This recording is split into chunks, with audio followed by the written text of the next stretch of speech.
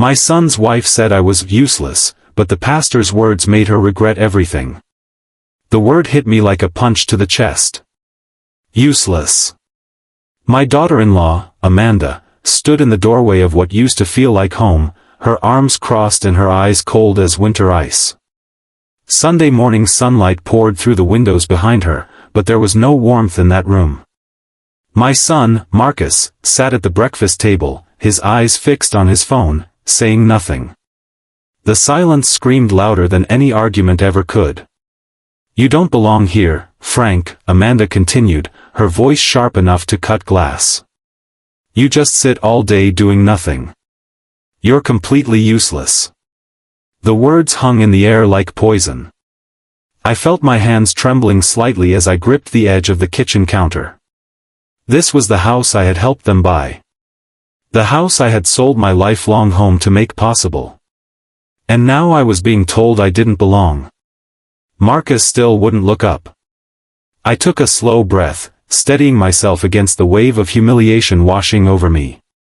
Then I spoke, my voice quiet but firm. "I'll remember that." I needed air. I needed space to think, to pray, to understand how I had ended up here. I grabbed my jacket from the hallway closet and stepped out into the cool morning. The neighborhood was peaceful, families heading to church, children laughing on front lawns. Normal life continuing while mine crumbled. My feet carried me toward the park 3 blocks away, the same park where I used to push Marcus on the swings when he was small. Back when his mother was still alive. Back when things made sense.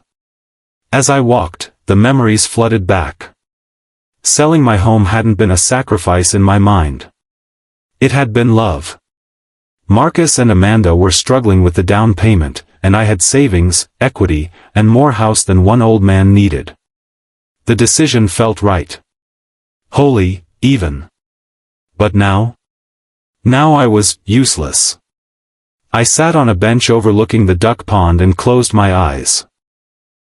"Lord," I prayed silently, "show me what to do. Show me the path forward. Because right now, I can't see it." When I finally returned home 2 hours later, I heard voices upstairs. Amanda's voice, specifically, sharp and frustrated. I paused at the bottom of the staircase. "Your father's holding us back, Marcus. We need our own life. Can't you see that?" The next few days passed in tense silence. Amanda barely spoke to me except to make cutting remarks about my habits. Too slow in the bathroom. Too loud with my morning prayers. Taking up space in their house. Marcus avoided eye contact entirely. Then, on Thursday evening, I overheard a conversation that confirmed my worst fears. I had come downstairs for water and heard them in the living room, speaking in hushed but urgent tones. "The place we looked at has an opening next month," Amanda said. "It's perfect.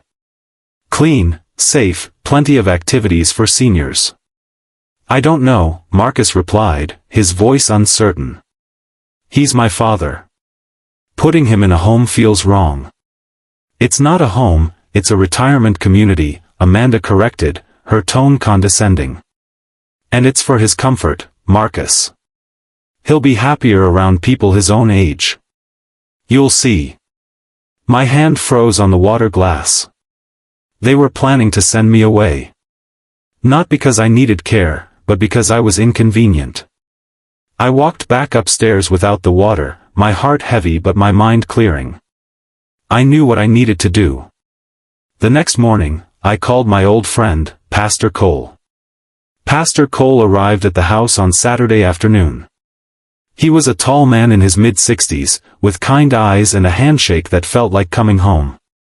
We had known each other for 30 years, since before Marcus was born. Amanda answered the door, and I watched her transform instantly. Her cold expression melted into a warm smile. She ushered Pastor Cole in like he was royalty, offered coffee, asked about his family. "Frank speaks so highly of you," she said sweetly, settling into the armchair across from us. "We're so grateful for your friendship with him during this transition." Transition. As if I had chosen this. Pastor Cole smiled politely but kept his attention on me. We talked about church events, upcoming sermons, community outreach. Amanda played the perfect hostess, nodding and agreeing at all the right moments. When Pastor Cole stood to leave an hour later, Amanda walked him to the door with a gracious smile. "Please come visit anytime, Pastor. You're always welcome here." The door closed behind him. Amanda's smile vanished like smoke. She turned to me, her eyes blazing. "Stop inviting your church people here. You embarrass us with all that religious talk. We're trying to build a modern life, not live in the past." I said nothing. But I noticed something on the side table near the door. Pastor Cole's Bible. Left behind, sitting there like a silent witness. Amanda insisted on hosting her parents for dinner the following Tuesday. She spent 2 days preparing, obsessing over every detail. The house had to be perfect. Modern. Sophisticated. Her parents, Harrison and Denise, arrived at 6 o'clock sharp. They were wealthy, well-dressed people who spoke in the language of investments and vacation homes. I understood immediately where Amanda had learned her sense of superiority. During cocktails, Amanda made her position clear. "We're modern people," she announced, gesturing around the tastefully decorated living room. "Not old-fashioned church folk stuck in tradition. We believe in building wealth and living well." I sat quietly in the corner armchair, practically invisible. When dinner was served, I offered to say grace. The table went silent. Harrison looked uncomfortable. Denise raised an eyebrow. Amanda's jaw tightened. "That's not necessary, Frank," Amanda said through a forced smile. "I'd like to," I said gently but firmly. If you're enjoying this story so far, please take a moment to like this story and also hit the subscribe button to get notified of our new series. Marcus shifted in his seat but said nothing. I bowed my head and offered a simple blessing, thanking God for the food and asking for wisdom and peace in this home. When I opened my eyes, I caught Denise staring at something on the nearby credenza. Pastor Cole's Bible, still sitting where it had been left.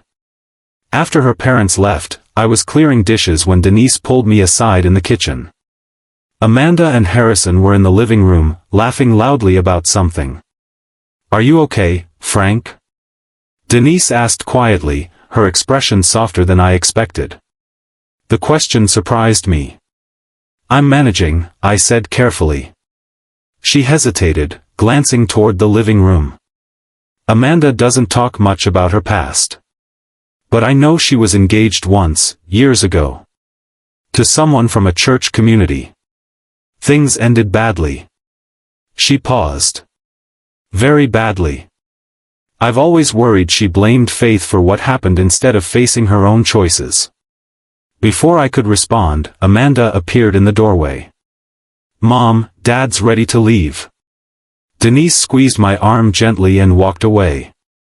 But her words stayed with me, circling in my mind like pieces of a puzzle I couldn't quite solve yet. That night, I made a decision. Tomorrow was Sunday. I would attend church alone, without Marcus or Amanda. And I would pay very close attention to what Pastor Cole had to say. The sermon title posted in the bulletin for tomorrow, "The House Built on Sand." Sunday morning arrived with clear skies and a sense of anticipation I couldn't explain. Amanda and Marcus claimed they were too tired for church. I didn't push. I simply dressed in my best suit, grabbed my worn Bible, and drove to the small brick church that had been my spiritual home for decades. The sanctuary was fuller than usual. I slipped into my regular pew near the middle, greeting familiar faces with nods and handshakes. The pianist began the opening hymn, and I felt something in my chest loosen slightly. Here, I wasn't useless. Here, I was family. Pastor Cole stepped to the pulpit, his presence commanding but gentle. He opened his Bible and began to read from Matthew chapter 7, the parable of the wise and foolish builders. But as he preached, something remarkable happened. Every word seemed tailored precisely to my situation. He spoke about pride disguised as sophistication. About hearts that valued appearances over integrity. About how houses built on sand, no matter how beautiful, would eventually crumble when storms came. Some people, Pastor Cole said, his voice rising with passion, build their lives on what others think of them. On wealth. On status. On control. But when the rain falls and the floods come, those foundations wash away like nothing at all. I glanced around the sanctuary. Others were nodding, moved by the message. But I felt like Pastor Cole was speaking directly into my circumstances with supernatural precision. After the service, Pastor Cole found me in the fellowship hall. "Frank, could we talk privately for a moment?" We stepped into his small office. He closed the door and turned to me, his expression serious. "Do you trust me to help reveal the truth?" That evening, I met Pastor Cole at a small coffee shop across town, away from prying eyes. We sat in a corner booth, 2 cups of black coffee between us. "Frank, I need to tell you something about Amanda," Pastor Cole began, his voice low. "She used to volunteer at our church, about 8 years ago, before you and your family started attending. She was engaged to a young man named Christopher, a deacon in our congregation." I leaned forward, listening intently. "We were running a charity drive for hurricane victims," Pastor Cole continued. "Amanda was in charge of collecting donations. We raised nearly $15,000. He paused, his expression pained. "The money disappeared. All of it. And evidence pointed to Christopher." My stomach dropped. "What happened?" Christopher was devastated. He maintained his innocence, but Amanda testified against him, saying she had seen him take the money. He was removed from his position. His reputation was destroyed. He left town in shame. Pastor Cole met my eyes. 6 months later, someone came forward. They had seen Amanda at a casino, spending cash freely. But by then, she had moved away. We never saw her again. Until now. The pieces clicked into place with sickening clarity. "Christopher lives 2 towns over now," Pastor Cole said quietly. "He's rebuilt his life, but the wound never fully healed. When I saw Amanda with your son, I recognized her immediately. I've been praying about whether to speak up." I sat back, processing everything. "What do we do?" Pastor Cole's eyes were steady. "We'll let truth speak for itself. But we need to be wise about it." Meanwhile, at home, Amanda's campaign to remove me was accelerating. Over the next few days, she pushed Marcus harder than ever. I overheard her one night, her voice dripping with false concern. "Your father's health is declining, Marcus. Haven't you noticed? He forgets things. He moves so slowly. What if he falls when we're not home? What if something happens and we're liable?" These were lies, of course. My health was fine. But Amanda was a skilled manipulator, planting seeds of doubt in my son's mind. "I saw a pamphlet for Meadowbrook Senior Living," she continued. "It's beautiful, Marcus. He'd have friends, activities, 24-hour care. Isn't that what you want for him?" I heard Marcus sigh. "I just want him to be safe and happy." "Exactly," Amanda said, her tone triumphant. "So let's tour the facility this week." The next day, while they were both at work, I received an unexpected phone call. It was a real estate agent named Kelly, calling about listing the house. "I'm sorry," I said, confused. "I think you have the wrong number." "Is this the residence at 847 Maple Drive?" Kelly asked. "Yes, but nobody's selling this house." There was a pause. "I received a call from Amanda Morrison yesterday. She said you were moving to assisted living and the house would be available to list soon." My blood ran cold. Amanda was already planning to sell. But she couldn't. Because the house wasn't in Marcus's name. It was in mine. Kelly, the real estate agent, happened to be a member of our church. When I explained the situation, she immediately understood something wasn't right. "Frank, I'll call Pastor Cole," she said. "This doesn't sound legal or ethical." That evening, Pastor Cole visited again. This time, Amanda wasn't home. Marcus was working late. It was just the two of us. "Amanda's moving faster than I expected," Pastor Cole said, settling into the living room chair. "But here's what I suggest. Let her think she's winning. Let her believe her plan is working. Because the truth will be so much more powerful when it comes to light." "I don't want revenge," I said honestly. "I just want my son to see clearly." "I know," Pastor Cole replied. "And that's exactly why this will work. Your heart is pure. Hers isn't. And that difference will become obvious to everyone." He stood to leave, then turned back. "Oh, and Frank? You might want to keep your important documents somewhere very safe." That night, I moved my updated will, the house deed, and other important papers to a safety deposit box at the bank. The will Amanda might find in my desk drawer was 10 years old, written before my wife passed away. It left everything to Marcus. But my current will, signed 2 years ago, was different. It protected my assets and ensured that anyone trying to manipulate my son would walk away with nothing. 2 weeks later, I found my old will folder disturbed. Papers were slightly out of order. Someone had been looking through my things. That evening, Amanda was unusually cheerful at dinner. She smiled at Marcus, squeezed his hand, and even offered me a polite nod when she passed the bread basket. She had found the old will. She thought she had one. I said nothing and ate my dinner in silence. The following Sunday, Pastor Cole made an announcement that sent ripples through the congregation. "Next month, we'll be hosting a community charity fundraiser. All proceeds will go to rebuilding efforts in communities affected by natural disasters. I hope everyone will consider attending and supporting this worthy cause."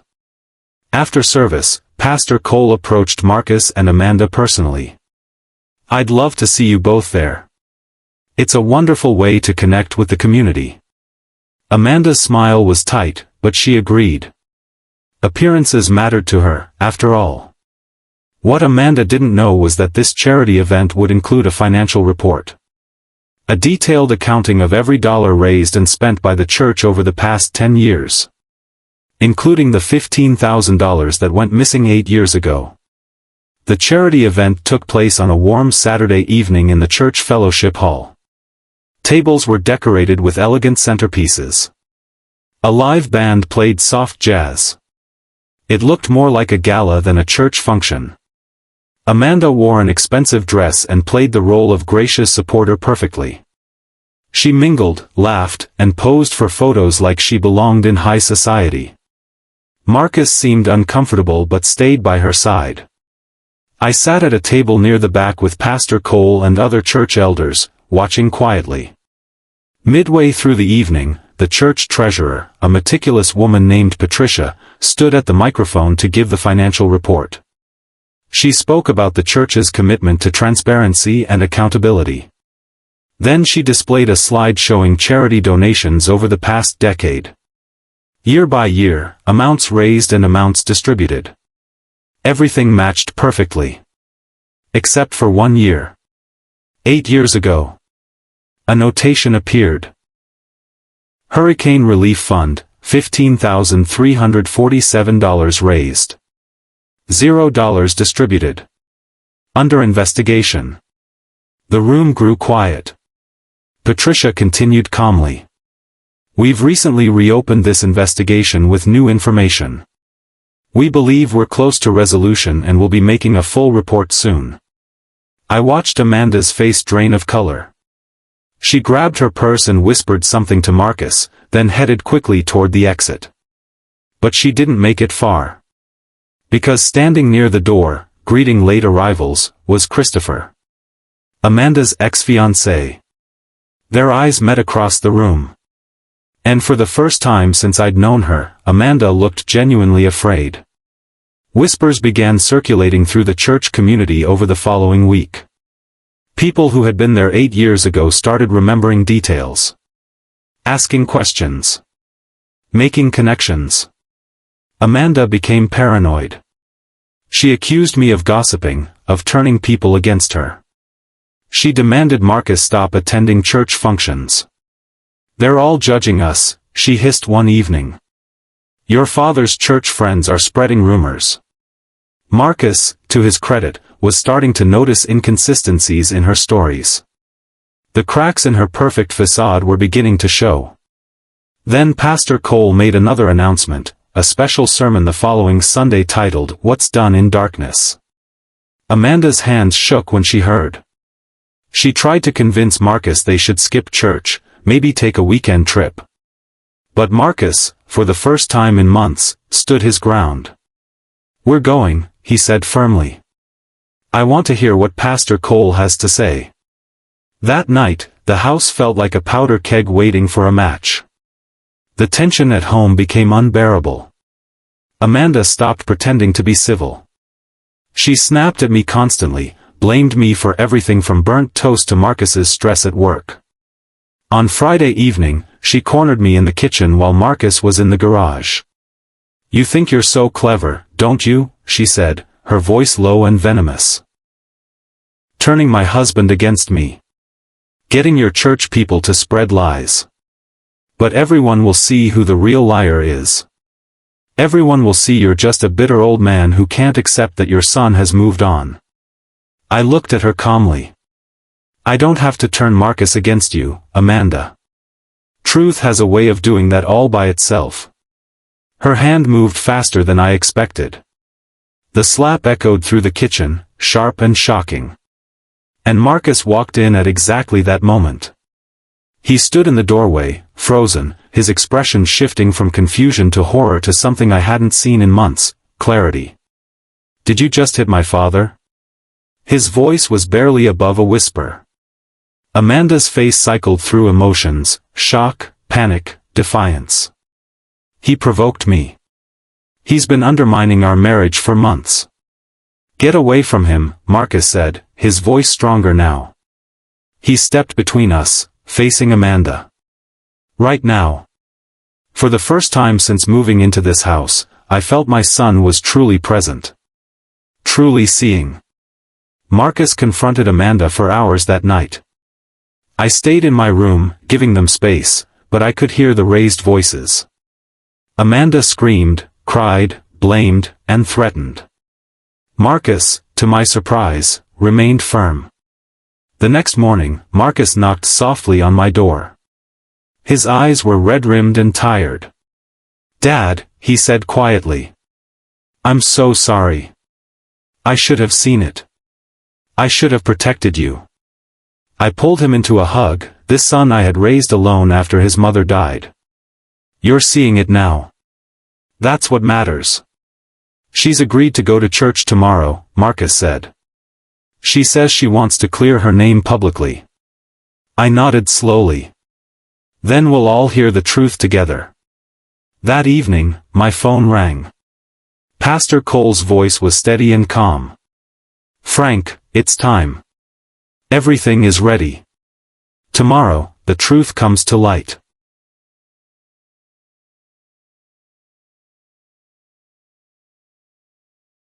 Sunday morning arrived with a strange sense of peace. I dressed carefully, prayed longer than usual, and drove to church with Marcus. Amanda rode in tense silence, her jaw set and her hands clenched. The sanctuary was packed. Word had spread somehow. People filled every pew, lined the walls, crowded the balcony. The air hummed with anticipation. Pastor Cole stepped to the pulpit, his expression solemn but loving. He opened his Bible and began to speak about false hearts hiding behind respectability. About wolves in sheep's clothing. About how God sees what humans try to hide. "I received a letter this week," Pastor Cole said, holding up an envelope. From a man who has carried a burden for 8 years. A man who was falsely accused, publicly shamed, and driven from his community. He's granted me permission to share his story. He began to read. The letter described a young man in love, trusted with responsibility, who watched helplessly as the woman he planned to marry destroyed his reputation to cover her own theft. The pain in those words was palpable. When Pastor Cole finished, he looked up. That man is here today. Christopher stood from a pew near the front. Heads turned. Murmurs rippled through the congregation. And then Pastor Cole's eyes found Amanda. Would you like to tell the truth now, Amanda? Or shall Christopher tell it for you? Amanda tried to stand, tried to leave, but Marcus's hand on her arm stopped her. Not roughly, but firmly. Stay, he said quietly. Whatever this is, we're facing it together. Christopher walked to the front, his face calm but pained. He turned to face the congregation, and his eyes found Amanda. 8 years ago, he began, his voice steady, I loved Amanda with everything I had. We were planning a wedding. Building a life. When the Hurricane Relief Fund money disappeared, I trusted that the truth would come out. I believed the people who knew me would stand by me. He paused, gathering himself. Amanda told the church leadership she saw me take the money. She cried. She seemed devastated. Everyone believed her because I loved her, so obviously I had access to everything she handled. The case against me seemed clear. If you're enjoying this story so far, please take a moment to like this story and also hit the subscribe button to get notified of our new series. I lost my position. My reputation. My faith community. I moved away broken and ashamed. His voice cracked slightly. It took years to rebuild. To trust again. To believe God still had purpose for me. Pastor Cole stepped beside him. 6 months after Christopher left, a church member came forward. They had seen Amanda at a casino 2 hours away, spending cash freely. Large bills. When we tried to contact her, she had moved. No forwarding information. We've carried that knowledge, praying for resolution. All eyes turned to Amanda. Her face was pale, her breathing rapid. Marcus's hand had dropped from her arm. Amanda, Pastor Cole said gently, the truth will set you free. But only if you speak it. The silence in that sanctuary felt heavy enough to crush bones. Amanda sat frozen, her carefully constructed world crumbling around her. Tears began streaming down her face, but whether they were from genuine remorse or sheer panic, I couldn't tell. I was young, she finally whispered, her voice breaking. I made a terrible mistake. I needed money for debts I'd hidden from everyone. I thought I could replace it before anyone noticed. You let an innocent man take the blame, Christopher said, his voice thick with emotion. You destroyed my life to save yourself. I'm sorry, Amanda sobbed. I'm so sorry. I was scared and stupid and I thought I could get away with it. I thought if I moved away and started over, it would all disappear. Marcus stared at his wife like he'd never seen her before. You've been lying our entire relationship. About who you are. About your past. About everything. Pastor Cole raised his hand, and the room quieted. Amanda, your confession is the first step. But there are consequences to years of deception. Christopher deserves restitution. The church deserves restitution. And Frank deserves an apology for the way you've treated him in his own home. Amanda turned to me then, her face blotchy and tear-stained. I'm sorry, Frank. I'm sorry for everything. I nodded slowly. I forgive you, Amanda. But forgiveness doesn't erase consequences. The weight of those words settled over everyone present. The aftermath moved quickly. Marcus asked Amanda to leave the house that afternoon. She packed a bag, her movements mechanical, her eyes vacant. The confident, controlling woman who had called me useless was gone, replaced by someone hollow and defeated. Before she left, Marcus stopped her at the door. I need time. Time to process all of this. Time to figure out who you really are and if we have any foundation to build on. Amanda nodded, unable to meet his eyes. Then she was gone. The house felt different immediately. Quieter, yes, but also lighter. Like a storm had finally passed. That evening, Marcus and I sat together in the living room, the way we used to when he was young. He stared at the wall for a long time before speaking. I failed you, Dad. I let her turn me into someone I don't recognize. You found your way back, I said simply. That's what matters. The next day brought an unexpected development. The real estate agent, Kelly, called with urgency in her voice. Frank, I need to tell you something. When Amanda contacted me about listing the house, she implied she had legal authority. I did some checking with the county records. She paused. The deed is in your name. It always has been. If she had actually tried to sell it, that would have been fraud. Marcus overheard this on speakerphone. His face went ashen. You never transferred the deed to me? I let you live here, I said gently. But I couldn't give away my last asset without protection. I'm sorry I didn't tell you. Don't apologize, Marcus said, his voice rough. You were wiser than I deserved. Pastor Cole visited us the following evening. We sat together, three men who had walked through fire and emerged changed. Christopher has decided not to press charges, Pastor Cole said. He says he's spent 8 years learning to forgive, and he won't undo that work now. But he does want Amanda to repay the $15,000 to the church's disaster relief fund. That's more than fair, Marcus said. And you, Frank? Pastor Cole turned to me. Amanda's attempt to sell your house could be considered fraud. You have grounds for legal action. I shook my head. I won't destroy her. The truth already did what needed to be done. She has to live with her choices now. That's punishment enough. Marcus reached over and squeezed my shoulder. In that moment, I felt our relationship healing in ways I hadn't dared hope for. Over the next week, Amanda's parents came by to collect more of her things. Denise pulled me aside again, her eyes filled with tears. I'm so sorry for what she put you through, she said. We raised her better than this. I don't know where we went wrong. You didn't go wrong, I assured her. We all make our own choices.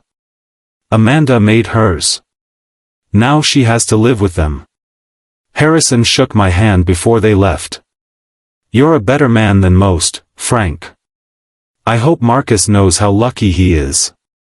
Marcus, standing in the doorway, nodded. I'm learning. Amanda moved out completely within 2 weeks. I heard through the church that she was living with a friend across town, working 2 jobs to pay back the money she owed. Her social media, once filled with carefully curated images of her perfect life, went silent. Marcus threw himself into rebuilding our relationship. He took vacation days from work to spend time with me. We visited my wife's grave together, something we hadn't done in years. We talked about his childhood, his mother, his regrets. I think I was so desperate to fill the hole Mom left, Marcus admitted one afternoon, that I grabbed onto the first person who seemed strong and confident. I mistook control for strength. You were grieving, I said. We both were. We just handled it differently. 3 months after the church confrontation, Pastor Cole approached me with a proposal. Frank, we're starting a new seniors outreach program. Bible study, community service, mentorship for younger believers. I can't think of anyone better to lead it. I was taken aback.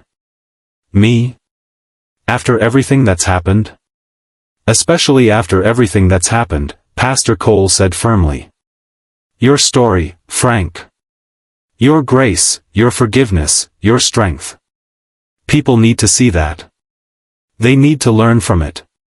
I accepted, and within weeks, the program was thriving. 15 seniors met every Tuesday morning for study and fellowship. We visited shut-ins, mentored teenagers, and served at the local food bank. I felt more useful than I had in years. Because I wasn't useless. I never had been. 4 months after leaving, Amanda showed up at the house unexpectedly. She looked different. Thinner. Tired. Her expensive clothes replaced by simple jeans and a sweater. She stood on the porch, nervous and uncertain. "I don't expect you to let me in," she said quickly. "I just wanted to tell you that I've been attending a church across town. Working with a counselor. Trying to figure out who I actually am underneath all the lies." Marcus appeared beside me. He didn't invite her in, but he didn't close the door either. "I'm paying Christopher back," Amanda continued. $50 a week for my second job. "It'll take years, but I'm doing it." She looked at me directly for the first time. "And I'm sorry, Frank. Truly sorry. Not because I got caught, but because I understand now what I took from you. Your dignity. Your place in your son's life. I can't give that back, but I want you to know I see it now." I studied her face, looking for the deception I'd grown accustomed to. But all I saw was exhaustion and something that might have been humility. "Thank you for saying that," I said quietly. "I forgive you, Amanda. I did that a long time ago. The question is whether you can forgive yourself." She nodded, tears spilling down her cheeks. "I'm trying." After she left, Marcus turned to me. "Do you think people can really change?" "I think people can be transformed," I replied. "But only if they're willing to face their own truth first." 6 months after Amanda left, life had settled into a new rhythm. Marcus visited every Sunday after church. We'd have lunch together, take walks, talk about everything and nothing. The father-son relationship I'd feared was lost forever was being rebuilt, stronger than before. I had moved into a small cottage on the edge of town, purchased with money I'd invested wisely over the years. It had a garden where I grew tomatoes and herbs, a porch perfect for morning coffee, and enough space for the life I wanted to live. Marcus had asked repeatedly if I wanted to stay in the house, but I declined. "You need your own space," I told him. "To figure out who you are without Amanda, without me. We're better neighbors than roommates right now." He understood, and I think he was relieved. The seniors program continued to grow. We'd added a weekly dinner where we cooked together and shared stories. Young families from the church started joining us, building intergenerational connections. It became one of the most popular programs the church offered. Christopher attended sometimes. He and I had formed an unexpected friendship, bonded by our shared experience of surviving Amanda's deception. He was dating someone new, a kind woman from his current church. They seemed genuinely happy together. "You saved me," Christopher said one evening after our group study. "I didn't do anything," I protested. "You showed grace when you had every right to be bitter," he countered. "You forgave when it would have been easier to seek revenge." That example reminded me of who I wanted to be. 1 year after the confrontation at church, Pastor Cole planned something special. He announced a sermon titled, "The Useless Become Chosen," and asked if I would be willing to share my testimony. I was terrified but agreed. That Sunday, the sanctuary was full again. Not because of scandal this time, but because people wanted to hear about redemption. About grace.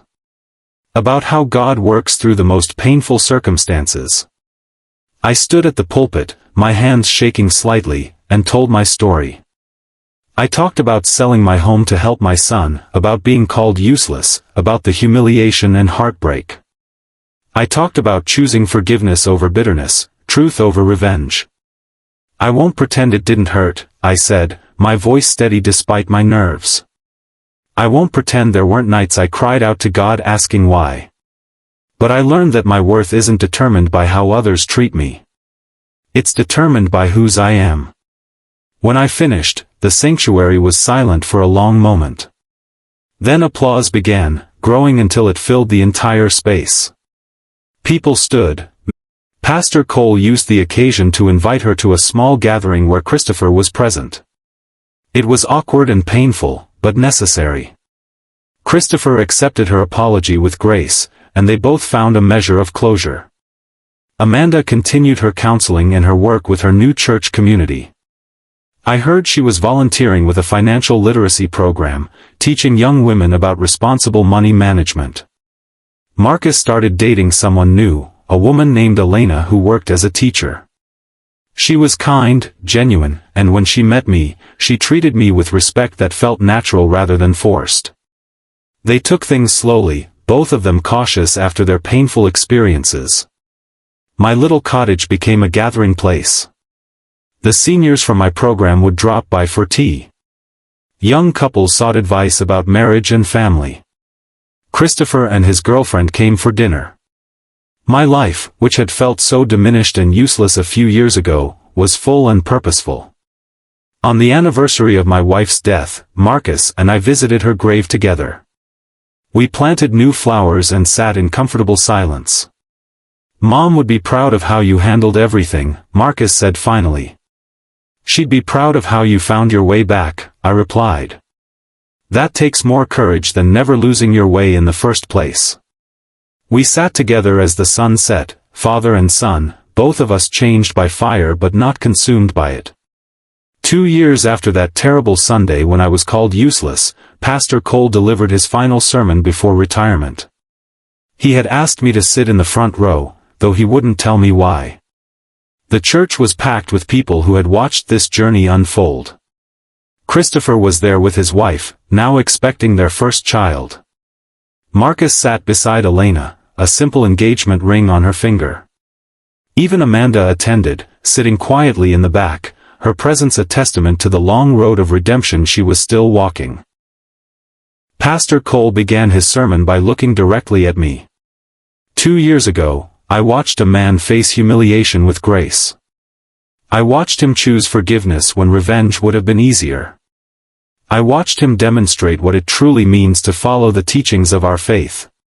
He turned to the congregation. Frank was called useless by someone who measured worth in money and status and control. But God measures worth differently. And in God's economy, Frank has been one of the richest men I've ever known. Tears filled my eyes as Pastor Cole continued. Our seniors program has served over 300 people in the past 2 years. We've fed the hungry, visited the lonely, mentored the young, and built bridges across generations. All because one man refused to let someone else's cruel words define his value. He gestured to me. Frank, would you stand? I rose shakily to my feet. The congregation stood with me, applauding. Not for anything spectacular I had done, but for simply choosing grace over bitterness, truth over deception, faith over despair. Pastor Cole raised his hands for quiet. The world will always have people who measure worth by usefulness, by productivity, by what you can do for them. But God measures worth by love, by faithfulness, by how we treat the least among us. Frank reminds us that the useless, in human terms, are often the chosen in God's eyes. If you're enjoying this story so far, please take a moment to like this story and also hit the subscribe button to get notified of our new series. After the service, people lined up to thank me, to share their own stories of feeling useless and finding purpose again. Young mothers struggling with identity. Men who had lost their jobs and their sense of worth. Teenagers who felt invisible. I listened to each one, offering what comfort I could, knowing that my pain had been transformed into something that could heal others. Marcus approached last, Elena at his side. Dad, Elena and I have been talking. When we get married, we want to buy a house with a guest suite. A real one, with its own entrance and everything. So you can have your independence but still be close. He paused. If you want that. I looked at my son, this man who had lost his way but found it again. Who had learned that real strength wasn't about control but about admitting mistakes and choosing differently. "I'd like that very much," I said. As the crowd dispersed and the church emptied, I stood alone for a moment in the sanctuary. This space where I had been publicly humiliated. Where truth had been revealed. Where grace had triumphed. I thought about that word that had cut so deeply. Useless. And I smiled. Because the enemy had meant it for harm, but God had used it for good. He had taken my humiliation and transformed it into a testimony. He had taken my pain and turned it into purpose. I wasn't useless. I never had been. I was exactly where God wanted me to be, doing exactly what He had called me to do. And that was more than enough.